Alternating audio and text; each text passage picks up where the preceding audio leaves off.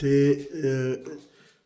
ñu bëri ñu fàttale ko gis nga encore une fois on n'a pas besoin d'aller à l'université Cheikh Anta Diop ou bien à l'université de virtuelle au UGB pour comprendre très vite Trump gis nga moom daal dafa bëgg moom c'est-à-dire moom xaalis la dàkkul nangul di yàq xaalis bi daal day dellu ci poche américain pour ñi nga xam bu baax fi may waxee moo leen fàttale ko chaque fois la première fois son premier mandat bi mu ñëwee xaalis bi presque da ngay dem liggéey léegi moom il n'est pas pour que ñu dagg que impôt bu kii bu bëri parce que pour bañ a pour c'est pour décourager ñi nga xam ne ñuy toog ci kër gi toog seen kër toog di tegle temps ñuy xaar ay allocation ñu leen di jox dañ naan ay néew yu doole nga xam ne loolu démocrate yi ñoom loolu la ñu aay ñoom mbokk ñoom Obama ak ñoom Biden wala ñoom Hillary Clinton ñoom yooyu la ñu nekk dañ lay def supervision ba pare léegi nag yow ngay dépendre ci ñoom voilà donc mais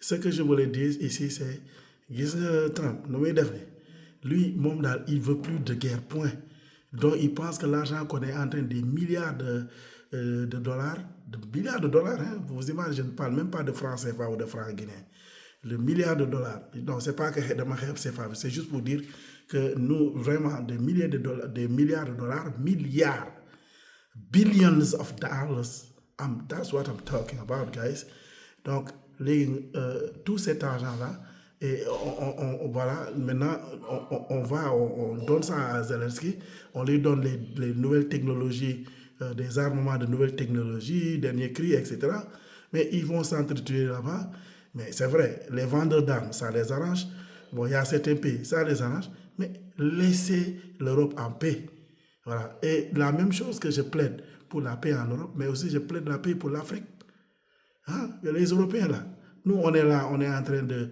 vraiment de sympathiser avec mais vous aussi collez-nous la paix le Congo est là un grand territoire comme ça parce que c'est riche vous créez de fausses guerres et ça devient un business quoi voilà donc des sociétés à risque comment dirais-je sans risque voilà sans risque illimité ça va pas non donc voilà donc déglu leen just listen up to what the president said afterward. Putin this, Putin that, all negative things. He's got to say, I want to make peace. I don't want to fight a war any longer. His people are dying. He doesn't have the cards, just so you understand it, okay? I can tell you.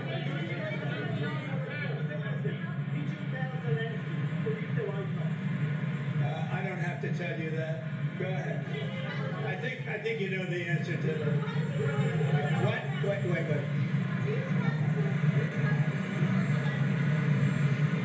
Look, I don't trust or distrust anybody. I just want to get a deal done. And if the deal happens, good. But you can't embolden somebody that does not have the cards, and all of a sudden that person says, oh, well, now I can keep fighting. We're not going to keep fighting. You're going to get the war done or let them go and see what happens. Let them fight it out. That's it. C'est ça. Voilà. Vous ne voulez pas de paix, il n'y a pas de problème. Vous ne voulez pas signer les accords de paix. Ensuite, continuez à vous battre, vous verrez que ça ne marche pas. Parce que si tu essaies, même en matière de football, tu passes par l'aile gauche, nga dribbler d'une certaine manière, def la même technique. Ça n'a pas marché. Nga connais encore de def la même technique, mais quand même. Are you kidding me? L'entraîneur, we need to fire the coach. Just fire the coach because un entraîneur smart qui est intelligent dafay jékkee changer de tactique nga jaar beneen côté droit wala nga jaar ci digg bi mais quand c'est téléguidé quand c'est télégraphié yow tu te bats avec quelqu'un ni nga xàccee rek déjà xam na ni que fi ngay jëm. Are you kidding me? No, President Trump, I mean, you have my full support.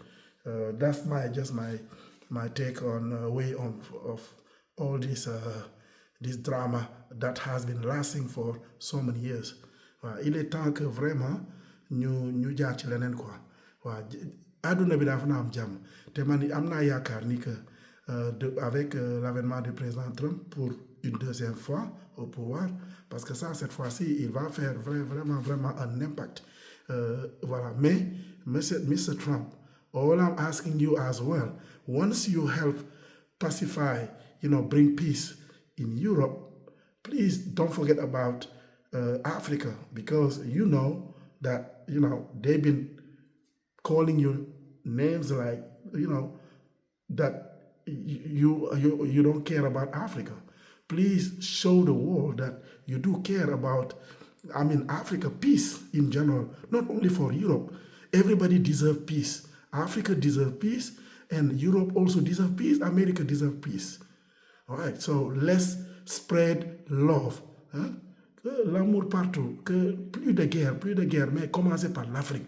Que les gars là, ils quittent, ils n'ont qu'à quitter le Congo, ils n'ont qu'à quitter le Sahel, ils n'ont qu'à quitter tous ces pays d'Afrique où ces Français, ces Européens en général, et même les Américains, voilà, ils sèment la zizanie.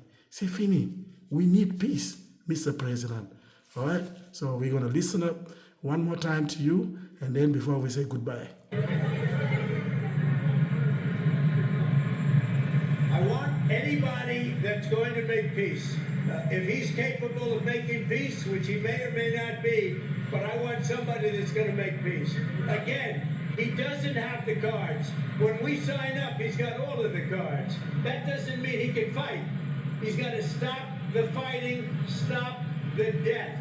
He's losing hundreds of thousands of soldiers. It's time to stop the death. Okay. So we all heard that. So voilà, c'est vraiment une guerre plus que, it's a device, c'est-à-dire, il y a trop de morts, Mr. President, again, and il y a trop de morts en Afrique as well. Voilà, donc, mi ngi noonu, ñu defante noonu, voilà.